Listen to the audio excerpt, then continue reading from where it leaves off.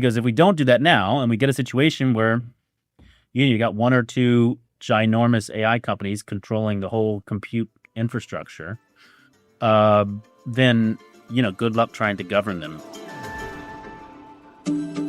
Hi again, everybody. Welcome to another episode of The Narrative with Mike Andrews and Aaron Baer today. And Aaron, we must be gaining power because we talked about the San Francisco Giants issue last week with the hats and the pride flags and all that. And it went all the way up to Rob Manfred. Rob Manfred bent the knee. He said, I'm sorry, guys. Now, maybe it wasn't us. Maybe it was Senator Josh Hawley. It's definitely one of those two. 50-50 chance. Yeah, like we can't rule out our role in this. Yes. Maybe we inspired Senator Hawley. I think mostly us, actually, is how it goes. I know Rob Manfred is an avid listener to The Narrative, so he probably won't admit that. Right. But it was interesting to see the response, and I'm thankful for senators like Josh Hawley who were willing to send a letter to MLB and say, hey, you owe us an explanation on this because publicly you've said you're going to fine players if this happens again. It seems like that's a free speech violation. So explain to us what some of your rationale is behind this. And, Manfred came out in that response and flat out said, nobody's getting fined, nobody's getting suspended, nor would they ever for this particular issue, but outlined just a number of ways there was communication breakdown between teams and the players. And I think that still underlines somewhat of an issue here that teams weren't better at communicating to their players. They had the ability to opt out of wearing those hats. Yeah, there were two things that jumped out to me about the letter. One, that, on both things, you kind of got to read between the lines on some of this because there was a lot of legal talk and covering their butts talk and all that kind of stuff. But the one thing that jumped out right away was the San Francisco Giants screwed up.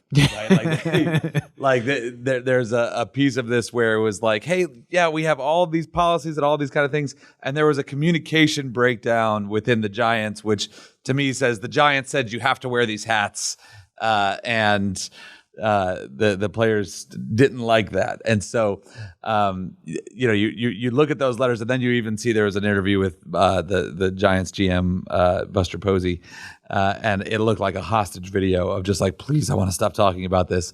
But he also didn't really say anything. He didn't say anything, exactly, because he was present to be able to address questions, but didn't actually answer anything. Didn't answer anything. And so, yeah, I think the bottom line on it is the Giants stepped in it. The league had to kind of clean things up for them.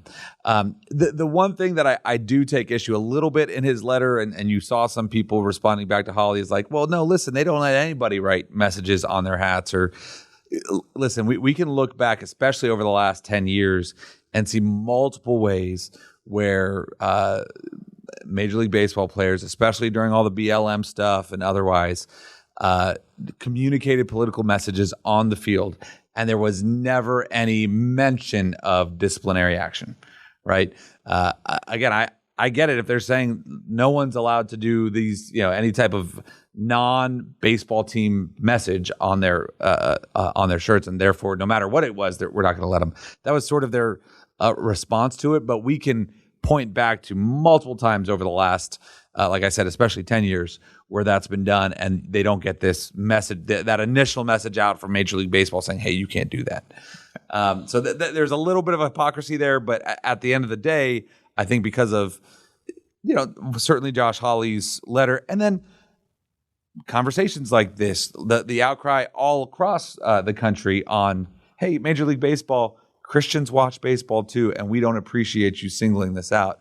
That we, as Michael Jordan said, Republicans buy sneakers too. Christians watch baseball too.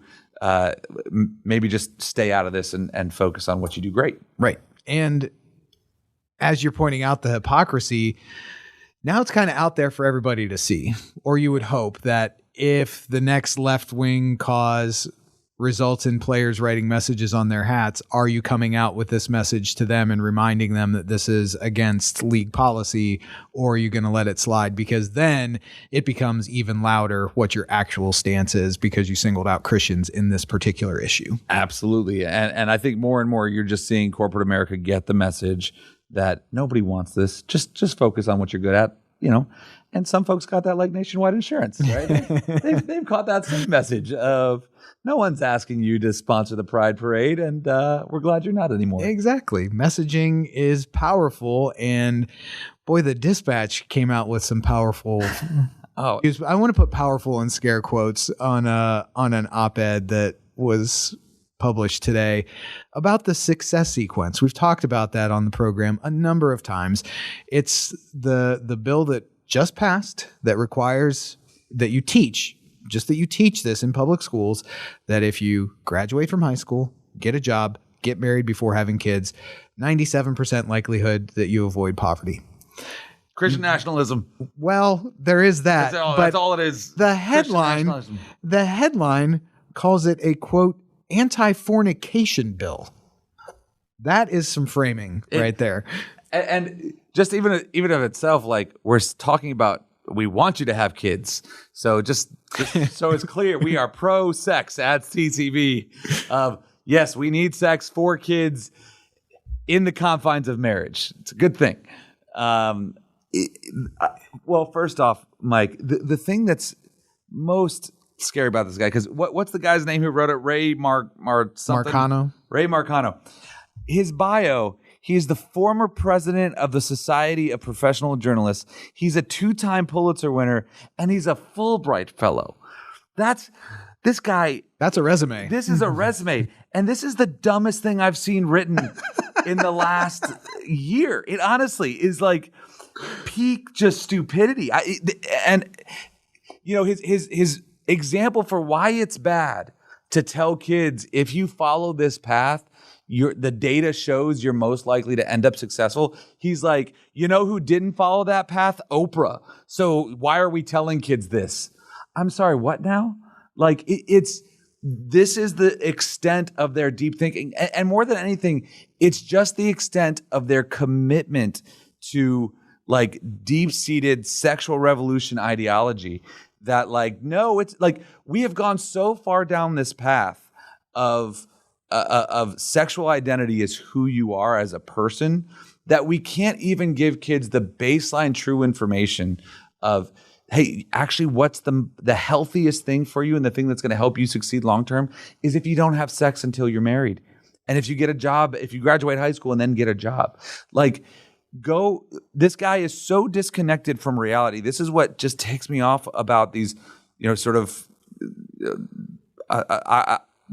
ivory tower writers, columnists, is go walk down Parsons Avenue right now and look at just talk to all of the drug addicts staggering down the street like zombies and ask them if they have a married mom and dad at home, right? Yeah. Go to Columbus City schools where you have the lowest literacy rates all over the state, or Cleveland City schools, these terrible literacy rates, and ask those kids if they have a married mom and dad at home. Ask them if they wish their moms and dads were married and see what they would say. Yeah. Right? This is who he's hurting, who this idiot. I'm so sorry. This guy is an idiot for writing this. And we're not helping anybody by pulling punches on people who are using their platform to thump their chest about how moral they are and how intellectually superior they are because they believe in free sex and we should be able to, it's wrong to tell kids not to have sex.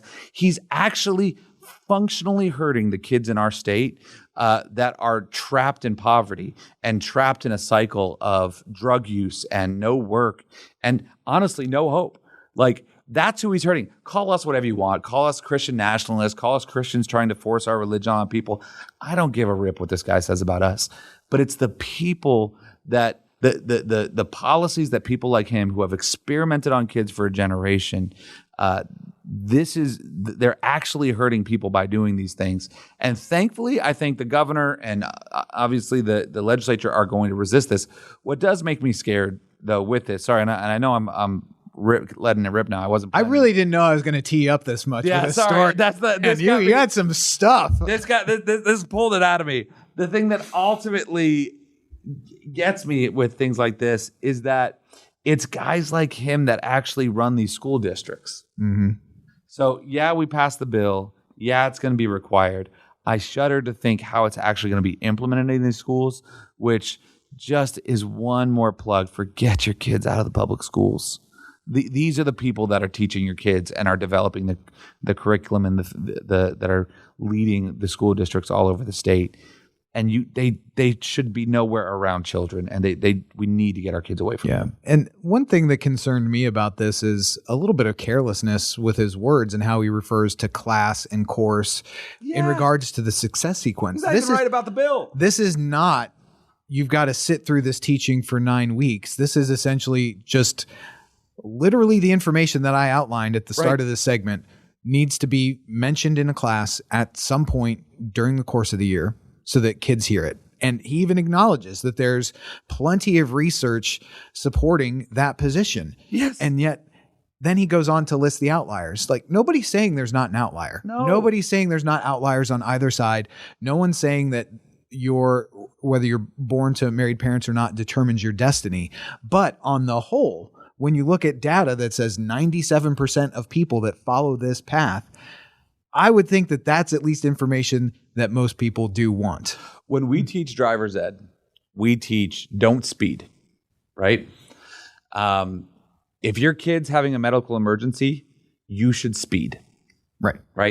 We understand that with things like this, there's always caveats. We don't think people are idiots, right? So we think, hey, we're going to give you this information. We're going to give you this data, understanding that, number one, it says it's like 96% likelihood that you won't end up in poverty. So yes, by definition, that means there's a chance you will still end up in poverty. But also, it doesn't mean that if you don't follow this success sequence, you have no chance of succeeding, right? That's just... I don't know if people like this just generally think everyone's dumber than them. I think probably that's the case. But it's so unbelievably, one, disconnected from reality and condescending that, it just shows. I know now I'm going to go off on a completely tangent. I can't wait for somebody to clip this. But it's people like this is why Trump won. Right, the disdain people like this have for just reality is the reason why people rejected the status quo with a lot of leaders. Yeah, and is there more than one way to get to a successful life? Yes. Absolutely. But what is the harm in teaching a way that's almost a certainty? Almost a certainty. By every other measure, we would say it's a certainty. Yeah. Yeah. Well, for our final story of the day that we wanted to talk about, we haven't really talked on the SAVES Act out in Washington. Save America Act, yeah. America Act. And it's getting to the point where President Trump's getting frustrated that bill isn't moving. It's a voter integrity bill, to put it broadly. And now it's getting to the point of political pressure that the president's saying, hey, I'm not going to sign this stuff unless we move this over here. So what's your take on this as you've seen it come up over the last day or so? Yeah, I think, number one, this is where I think John Thune, as Senate Majority Leader, has really dropped the ball on this. I don't think he's understood how important this is, not just to his base, but really to the country, right? And the long-term sustainability of what we're doing here. The ability to say you must be registered to vote and you must have an ID in order to vote in an election is so fundamentally important, especially when you look at states like California, like Pennsylvania, like Michigan, where we have Lord knows how many, either one, undocumented or two, unregistered voters actually turning out to vote, right? We don't know. And there is no functional, practical reason to oppose requiring an ID to vote, right? Everyone knows all the talk about, we can joke about all the things that we need IDs to do, but for some reason not to vote. I think when we understand the billions and trillions of dollars in some cases that are on the line in election, it's more naive to think that you wouldn't have people trying to game the system and trying to get more votes in certain areas than others. To think that, oh no, our elections are perfectly secure in that way. And so this is one of these things. I'm grateful for the president doing this. I wish we would have done it sooner. I don't know if there's going to be time to get this done before the election. And it's one of those things that is fundamentally important for us. I actually think if we're actually able to, one, safeguard and secure elections federally, and you look at the redistricting that's happening with the Louisiana Supreme Court case we just got that we talked a few weeks ago about here, where this racist requirements that used to be pushed on states to literally use race in considering how they draw a line, district lines, that's been ruled unconstitutional. The fact that case, and if we could require ID to vote, we would secure our elections and put ourselves in a good position to make sure the radical leftists don't take over government for a really long time. Yeah, and I know that the primary argument against all of these things is that it creates unnecessary barriers to voting. With what's on the line, as you're saying, in elections, it should be a little bit hard. Like you shouldn't just be able to waltz in and vote and participate in this process. Now, I am in favor of as many people voting and making their voices heard as possible. But how do we systematize that so we know that we can trust the outcomes of the elections? And I would think that people on both sides of the aisles, after the last, 3 or 4 presidential elections, would want to see something like this, not just more voters that you can't follow up with or can't verify casting votes against whomever you prefer. Like there's been enough of that enough conspiracy theories on both sides of the aisle that you should want some sort of reform. Well, and again, I think, frankly, for me, in an ideal world, we do away with mail-in voting. It would all be one day. Let's make it a national holiday. People say, oh, well, requiring an ID is a poll tax. No, a poll tax is a poll tax. A voter ID requirement is a voter ID requirement. You can't just redefine words, right? But the baseline on that is, okay, fine, if somebody needs to get an ID and they can't afford the whatever $16 or whatever it is to get an ID, let's say it's $20, $40, we will save more money to just say, okay, fine, you can get an ID for no cost, but you got to be able to prove who you are. Right. You got to have a Social Security card and all that's are issued for free and all of those types of things. And again, it's more important.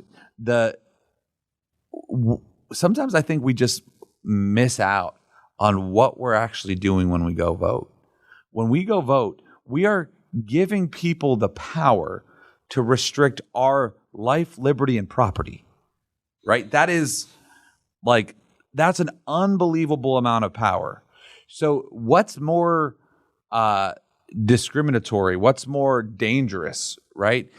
Preventing somebody from voting in the process or allowing people to manipulate the process that can take our life, liberty, and property, right? It's not a one-sided coin here that oh, well, this is the only place where harm can be done, is that potentially somebody who can't go vote because, again, if we were talking about eliminating, early voting, can't go vote because they can't show up on election day, so they're being disenfranchised.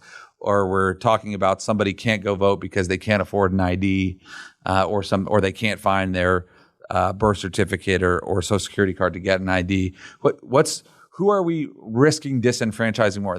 Those handful of individuals over here, or the millions of people who are affected by an election process that could be manipulated by individuals who weren't allowed to vote in the first place. Yeah. It's way more harm. It reminds me again. The trans stuff is such a good example. It reminds me of, okay, are you more concerned about the dude going into the bathroom or the little girls who are there being exposed by him? Yeah, and you can draw the ideological lines pretty clearly. And another thing that we had talked about within the past couple of weeks is the resolution that the legislature passed, sent to Governor DeWine's desk to get a ballot measure on around some of Ohio's voter requirements, and saw that there's a very left-leaning group that was calling for him to veto that. And this is not law. This is putting it on the ballot for the people to decide, and they are saying, Governor, you need to veto that so that it doesn't even make it to the people. So apologies, Mike. When we were talking about this in pre, I didn't realize the the mistake we were making here. There's actually two things here. There's the resolution. There's a bill Gotcha. Okay. that does it. So the bill is on the governor's desk. The Gotcha. resolution, it's going to the ballot either way. This is a separate bill that is sitting on his desk. But thankfully, the lawmaker said, actually a better idea here is doing constitutional amendment. So both are going. But same thing. There are groups that are pushing to have the governor veto just, again, a requirement on voter ID on mail-in ballots here. And again, in both cases, like you said earlier, Mike, why? What, like, who are you benefiting from this? Why isn't it worth protecting our most sacred process? Literally one of the things that makes America exceptional And unique. And it's, again, just look at the, billions of dollars we're spending on the Iran war, or look at the billions of dollars we spend in education, or the billions of dollars we spend in healthcare. Look at all the Medicaid fraud going on right now. Don't you think there are people that are like, it'd be really good if elections went a certain way based off the money we're going to get? It's almost, it is more foolish to think nobody would be thinking that way. Yeah. A lot of economic factors involved with all of these things. And we're going to talk about some economic factors in our interview today with Brad Littlejohn from American Compass. Such interesting work that they're doing there. A lot of groups like them that want to deal with economic issues and principles and policies, but they've got a unique kind of lane that they're operating in. And you get to those principles after you consider families and communities first. And conversation went a lot of great ways, not only talking about that aspect and bedrocks of our communities, but also parental rights and especially in the digital space. So very wide-ranging conversation. It was a good one. I think you're going to enjoy it, and it's coming up next on The Narrative. If you've got something to say, we want to help you say it. Hi, I'm Vince Tornero. Since 2018, Wessler Media has been helping churches, organizations, and events amplify their message online.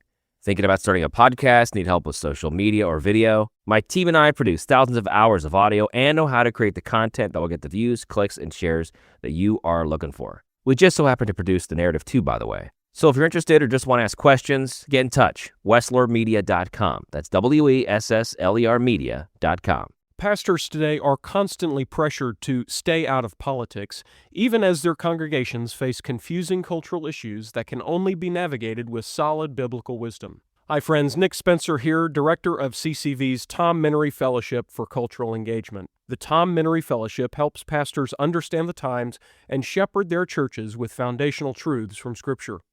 This program brings pastors together in regional cohorts where they gain biblical insight, practical guidance, and the confidence to speak wisely into today's unique challenges. Ohio pastors can join a community of leaders committed to courage, clarity, and connection. Learn more and apply today at MeneryFellowship.org or click the link in the show notes for more information. And we're back on The Narrative. Mike Andrews, Aaron Baer, joined now by Brad Littlejohn, who is the Director of Programs and Education at American Compass. He also serves as a board member and coalition advisor for the Digital Childhood Institute. Brad, thanks so much for taking time to join us today on The Narrative. My pleasure. Thanks for having me. Well, American Compass, let's start there. Maybe an organization that not a lot of our listeners have heard about. So can you tell us about the mission and the work of American Compass to start? Yeah, so American Compass was founded in 2020. It's hard to believe it was only 6 years ago. We've kind of made quite an impact on the DC policy scene in that time. And our mission was to seek to restore an economic consensus that emphasizes the role of family, community, and industry to securing the nation's liberty and prosperity. And in some ways that sounds, like maybe a no-brainer for conservatives. Of course, we think family and community and industry are important. But our argument is that while most conservatives sort of substantively valued those things, they didn't necessarily, they took them for granted. They just sort of thought, we have families. So, everyone's born in a family, right? And they're going to keep perpetuating themselves. And communities, we've got thriving communities. I'm sure they'll take care of themselves. And, industry, hard work is important. And the only threat to that is, people being lazy, maybe. We thought, bad individual choices were the problem. But we argued, no, the policy structures, the policy incentives around us help shape whether or not we, in fact, continue to have strong families, continue to have strong communities, continue to have flourishing industry, and that too many conservatives assume that the free market would just sort of take care of those things. But those are actually preconditions for a well-functioning free market. They don't just take care of themselves, and we have to actively invest in them through policy. This conversation, what American Compass is doing, I honestly think Ohio is the poster child for what it is you're talking about. Obviously, not just J.D. Vance in and of himself, but like where I'm from in the Mahoning Valley, Northeast Ohio, where you had whole areas, that had voted. I remember in 2016, my home county, Trumbull County, voted Republican for the first time ever in 100 years. Went for Donald Trump, it wasn't like all of a sudden everybody in Warren, Ohio, and Trumbull County loved Ronald Reagan. There was something about the Trump message that resonated. That was very specifically not the Chamber of Commerce, fiscal libertarian message. What about that message failed so many? Why did what Donald Trump was talking about in 2016, 2020, and 2024, and especially what I think J.D. Vance really articulated really well, what was it about that resonated with so many people, and what differentiates what I think is the new conservative message around economics and taxation and all of this, and maybe the old kind of bushy message there? Yeah, well, I mean, so many things could be said. I mean, obviously, for a community like that, a centerpiece of it is, is trade policy, and that was a huge thing that where Trump shifted the Overton window. And you may be familiar, like we're fond here at Compass of quoting, a line. I think it was George W. Bush. It could have been Clinton. I mean, the point is like there was a sort of a uniparty consensus during that, late 90s, early 2000s.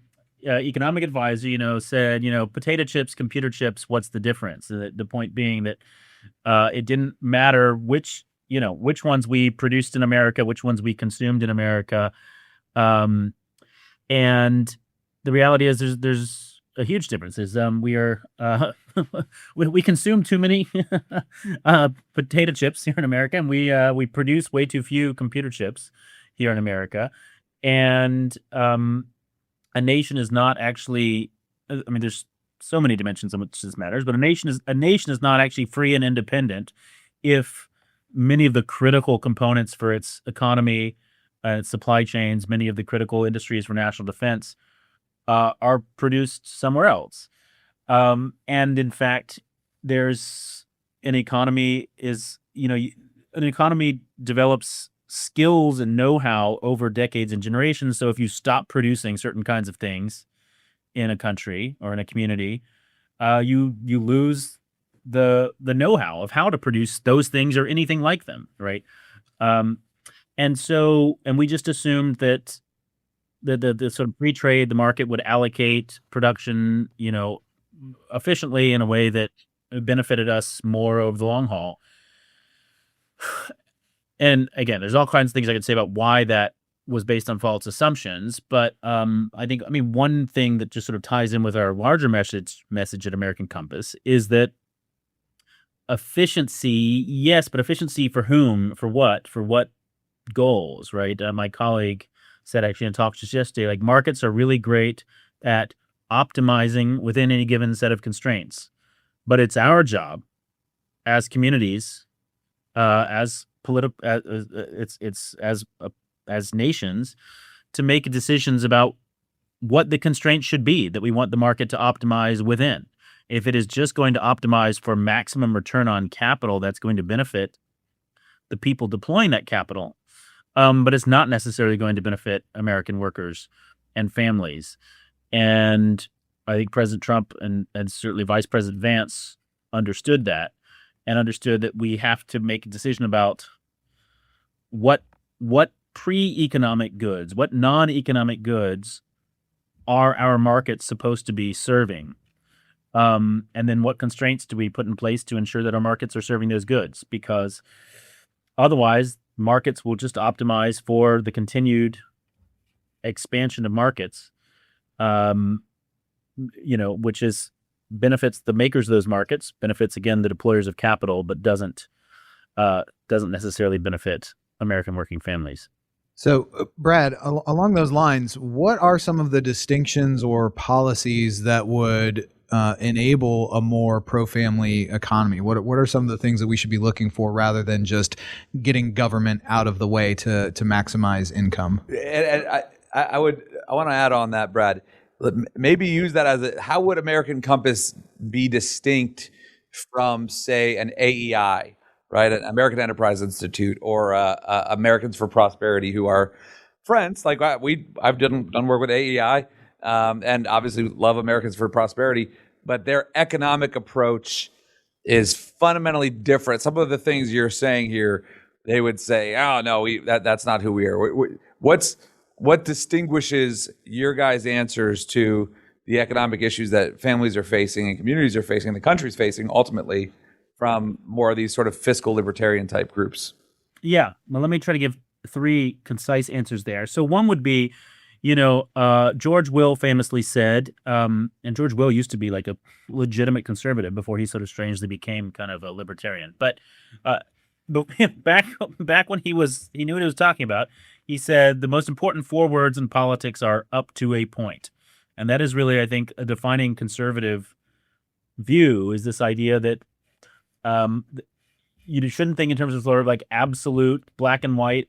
These policies always work. More of if some of this is good, more of this is better. No, just as like in medicine, right? The dose makes the poison, and even a drug that's good for one body might be very bad for another body. So in politics, the dose makes the poison in a policy, or a policy that might be good for a society in one context won't necessarily be good for a society in a different context. And so at some point along the way, conservatives took a set of economic remedies that really made sense as solutions to some of the economic problems that we had earlier in the 20th century, and they codified them into these just sort of like always applied this, like an always more of this principles. Always cut taxes, right? For instance, always deregulate, always, reduce the power of labor unions, and all, things that made sense in one context, but then it's beyond a certain point, they no longer made sense. So I think one of our big things in American Compass is just sort of like a relentless attention to reality, a relentless willingness to like actually look at the data, look at the context, look at the circumstances, and be willing to think creatively about what policies make sense here and now in 2026, not necessarily, what made sense for the textbooks written in 1986. So that's one thing. A couple things that's more concretely, I would say, an example.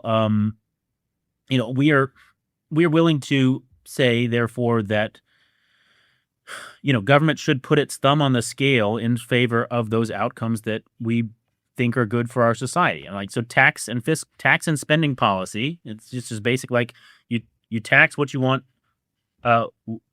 less of, and you subsidize what you want more of. And well, you know what? We want more of families here in America. We want stable 2-parent households raising kids, and therefore we should tax families less, and where possible even subsidize family formation. And so, here, and you got to be careful about how you do that so as not to create, perverse incentives and such. But there's not really that much risk, right? I mean, the idea like, well, if you have too much of a child tax credit, people are just going to start popping out babies left and right just so they can pocket the tax credit. I mean, that's stupid, because the tax credit it's never remotely as large as the cost of actually raising a child, right? So, that's one thing we've really pushed at Compass, and I think the Overton window has shifted, is to say like, hey, conservatives were like, oh yeah, we care about families. Families are important. But no, of course you should never. You don't want to distort the market by like, offering, child tax credits or something. So that's like a really concrete thing. Heritage has sort of come around on this now. Heritage released a new family policy, playbook, I think back in December, that like in many ways is like the playbook that Compass released back in 2021. And then one other thing I would say is recognizing that some things should just not be part of the market. Some things should be off limits. We shouldn't have markets in some things. And I would like say sports gambling right now is like we've created this new market that didn't exist. And if you're a market absolutist, you're like, oh, market always, like improves, it allocates capital to its most productive uses. It improves human well-being. Like, no, it obviously doesn't. It's like getting used to like just exploit and addict young men. That should not be part of the market. I would say children should not be part of the marketplace. The child labor laws were about taking children out of the market. I'd say the modern day equivalent of that is kids off of social media. I would say being on social media is being plugged into a market whose currency is data, right? Our children are sort of mining data for the world's most powerful corporations. Parents should be able to stand between those companies and those children. And I think that should be the most fun, like basic conservative point that you can possibly make. But it's a point that means saying no market here. You're not allowed to expand the market into this domain. It's pretty crazy that that's a radical idea these days, at least in the minds of some, that parents should not stand between their kids and entering contracts and things like that to be part of that economy online. Right. And it's just one of those things, we've not put it in that context, right? That's the for a lot of folks, they don't think about when you go create a free account, like it's not, we've heard lots of people say this, it's not actually free. The cost is your data, the cost is the information you're giving to the big tech company. And I will say too, Brad, I didn't even realize American Compass was leaning in on sports betting. That's now David Mahan, our other host, is going to really be bummed he's not here, because we've got a big the Save Ohio Sports Act getting introduced here in the next week or two, going after the sports betting industry. And is David ever sad he's not here? I know. On this one he is, because he's all fired up over these sports betting companies. Yeah, it's not something we really put anything substantial out on yet at Compass, but we talk about it internally as a team a lot, and I think we need to. It's a good prod that we actually need to really put forward some concrete legislative proposals, because I think we kind of all agree internally that it's like the leading example of sort of everything that's wrong with our society right now. So well, and it's one of these places where even Republicans are bad on this issue right now, right? Because they fall into that, well, whatever an adult wants to do and all of these kind of things, and it's like, well, no, hold on here. One, you can't say kids aren't using this. Kids definitely are using this, and two, these are multi-billion-dollar companies making massively addictive platforms, and then sticking the public with the recourse of it when these men fall into massive debt, when they become dependent on government services, the crime that follows from these things, the way they just fall out of the workforce altogether. These are types of long-term sort of downstream issues that we see with marijuana, that we see with gambling. And when you turn every smartphone, we've already turned every smartphone into a porn shop. Now we're going to turn every phone into a casino. And we're going to stick the taxpayers long-term with the cost of it. Yeah, it's crazy. I wrote an essay about this for Compass a couple months ago called "The Economics of Vice," that sort of lays out like why this is not a free market, and we historically understood this. The reason we regulated these markets in the past, not because we had some kind of like big government nanny state thing, but because we understood this is not a functioning market in the textbook sense of a free market. And so, also like free market conservatives should be the most up in arms about regulating these platforms actually on the basis of good market logic. So no, that's right. Well, and the reality on it is the market also gets skewed because the money that these companies make is so massive. Their ability to manipulate politics is unbelievable, right? Like you're looking at FanDuel and DraftKings. They're like, okay, if we can get into the Ohio market, let's just throw $20 billion out there.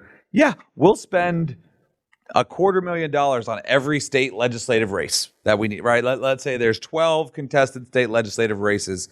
That's the easiest ROI they'll ever have to run through, right? Is all you're telling me all I got to do is flip 8 Republican seats and I can control the state house and make $20 billion. We're all in, right? Like it's nonsense.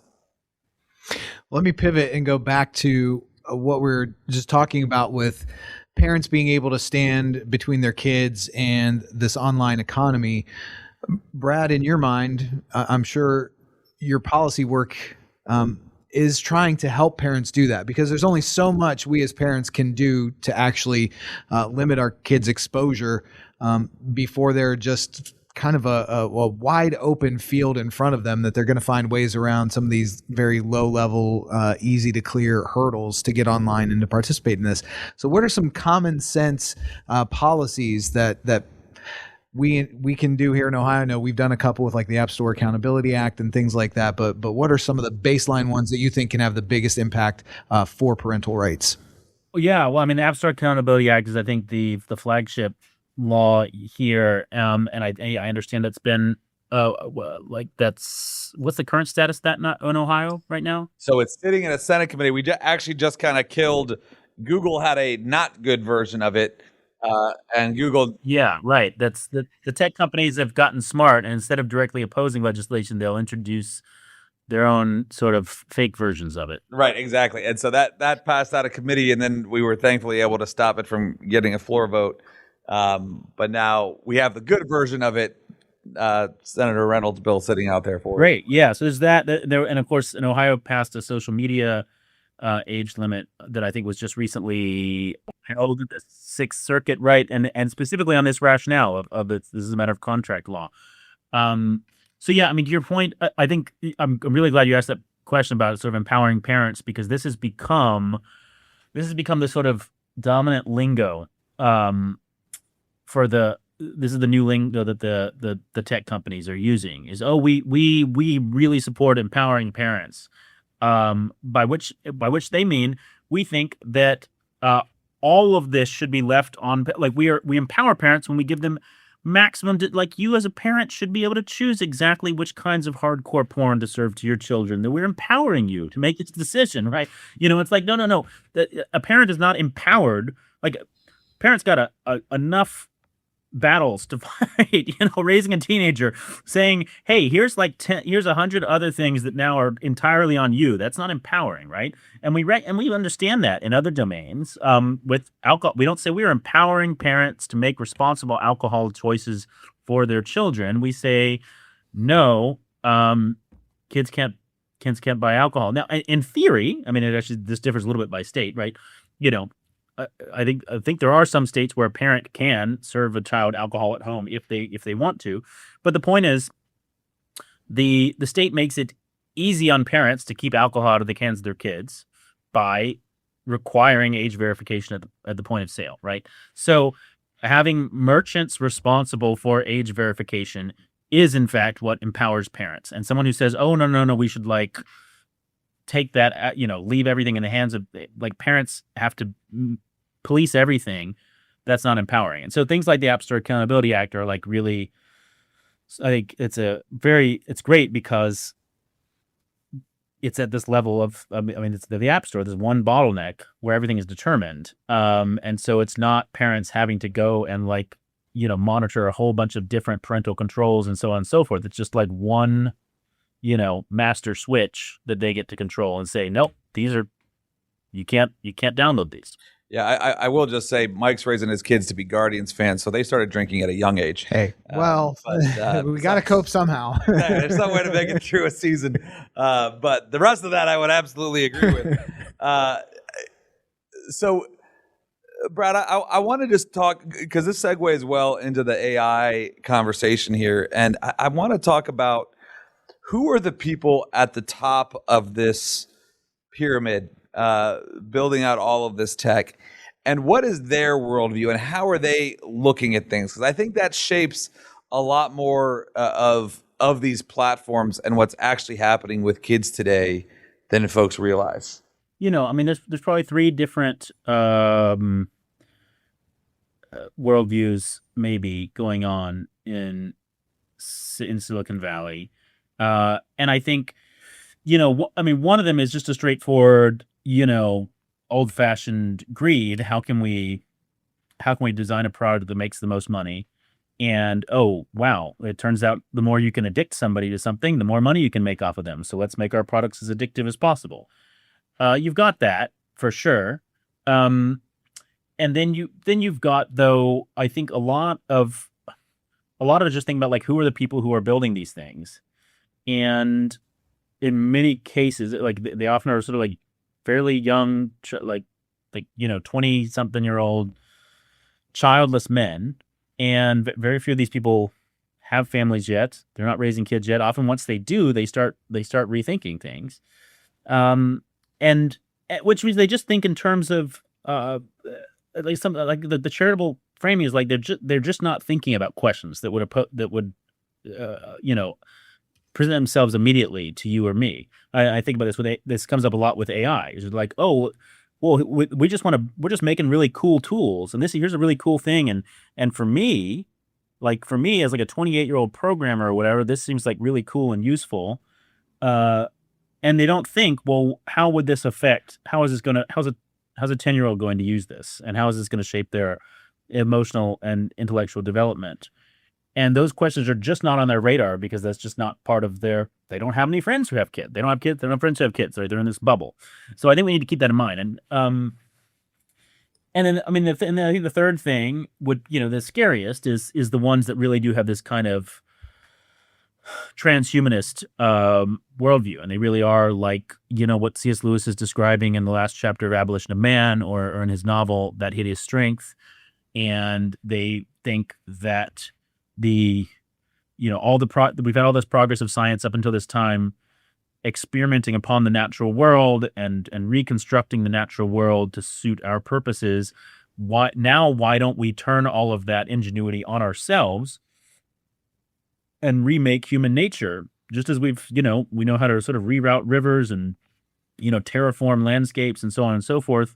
Let's just start terraforming the human body. That's what you get with, like, the transgender movement, and terraforming the human mind. And that's what you're getting with what's, like, some of these people want to do with, AI merging man and the machine, Neuralink implanting a chip in our brains. And so for them, a lot of the things that we look at and say, that's terrifying, they're like, oh no, that's exciting. That's exactly the point. This is the next stage in human evolution. Well, that's a very sobering reminder of what we're up against as parents when our kids are interacting with these tools. I'm curious, if you had to kind of summarize what the biggest threat to a child's moral or intellectual development is as they're interacting with these tools, what would it be, and what would your exhortation to parents be to help combat that? Yeah. I mean, I think it's probably I think it's probably as simple as saying, never not learning to wait. Right. This is so. I mean, such a huge part of parenting is it's just every day teaching a child patience. Patience. You want this. I know you want this right now. Doesn't just because you want it right now doesn't mean you get it right now. As a parent, I love giving my children ice cream, but no, I can't just give you ice cream every time you crave it, because that would be very bad for you. And so that's the hardest part of parenting is like resisting. Again, it's like all these things that your child wants that aren't necessary, that are may in fact be good things that you as a parent want them to enjoy, but you have to hold the line and force them to wait for things, because that's the only way in which they're going to develop character, and even in terms of intellectual skills, right? And being forced to take time to process something and wrestle through a difficult problem is the only way that their brains are going to develop. And that's, I think, the fundamental problem behind all this digital technology is it's all designed to just give. It's all on demand. It's just like tap and swipe. Immediate gratification, immediate response. And whether it's from everything from the relatively innocent like Angry Birds to pornography to sports gambling, the problem is it's all the same interface. It's all the same habituation. It's all the same. I just reach out with my finger and I get whatever I want immediately.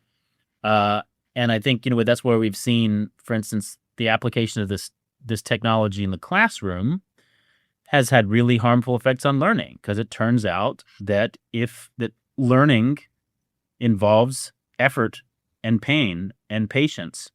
And if you turn, math class into a math game app, it's more fun, it's more engaging, but guess what? They don't remember at the end of the year Right. what concepts they learned. Brad, you signed on last year to a national declaration on AI and kids safety, and it had 5 sort of key provisions: ban attention-based design, minimal and protected data collection, full parental transparency, robust age-appropriate safeguards, independent auditing, and accountability. And I actually want to zero in on that last one, because this is, I've never talked to anybody about this before, and this is one of these ones that I worry about, which is, we want to pass these regulations to say, hey, you can't, big tech, you can't be holding on to this data, or how are you using this data, all of these types of things. And, Apple especially always makes a big deal about how much they protect your data, and so on and so forth. But honestly, this feels, and this is a little probably an untimely analogy, but this feels a little bit of like the Iran nuclear deal stuff, where it's like, oh yeah, we promise we're not making a nuclear weapon. We promise. Well, how are we actually verifying that you haven't dug some massive tunnel somewhere where you're building a nuclear weapon? Yeah. And honestly, how do we actually verify that this behemoth of Google or Meta or Apple is not building a nuclear weapon with our data someplace, right? What does that look like? And are lawmakers seriously thinking about these questions today? Yeah. I think it's very tricky when you let things get to the point that they've gotten to now, which is to say, when you let a handful of companies become as powerful and as dominant in a market as they are. It's like, because you could put the most robust on paper independent auditing entity in the world, and it's like, Google's like, well, we can just ignore you, or maybe we won't ignore you, but we can sort of run circles. We can hire all the best people and figure out how to run circles around you, right? And so it's like, this is where, stitch in time saves 9. That if at the advent of the internet we had set some of these structures in place, that would have made it less likely for these companies to be able to sort of have these opaque systems that consolidated so much power and the huge user bases, then you'd be able to create sort of common standards. These are standards of excellence and user privacy and so on and so forth that you're expected to abide by. And it might not be mandatory. This is like, a good independent verification regime. They're often not mandatory, but they serve as kind of giving a kind of gold star that reassures consumers these are trusted providers. And therefore, most companies really want that gold. You create a situation where companies are really desperate for that gold star, and so that they self-regulate. But again, once you've got a company that controls 95% of the search market, they're like, we don't need to try to get somebody else's gold star. We get 95% of the search market. And so I think this is where it's really critical. We have a very narrow window of opportunity to try and do this with AI, is to try to put these kind of certification authorities in place that the companies, the companies are in some ways huge and powerful, but they're still unprofitable, and they need, they are incentivized to behave, and so we need to create a structure that they are competing in a sort of race to the top, in building user trust rather than a race to the bottom.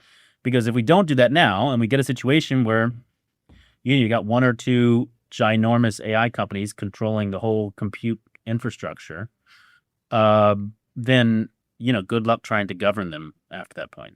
Well, Brad, this has all been really great stuff. For our listeners who want more, where can they follow your work or follow you on social media? I'm Brad Littlejohn's Substack is where I write semi-frequently. When I write in other outlets, I try to post about it there. So Yeah, you check out my work there. Well, we appreciate the time, Brad. Keep up the great work, and thanks for being a guest on The Narrative. Yep, my pleasure. Thank you for tuning in to this episode of The Narrative, presented by CCV and produced by Wessler Media. If you found today's episode insightful, leave us a review or rating and subscribe anywhere you get your podcasts. We're your hosts, Mike Andrews, Aaron Baer, and David Mahan, and we'll see you next time on The Narrative.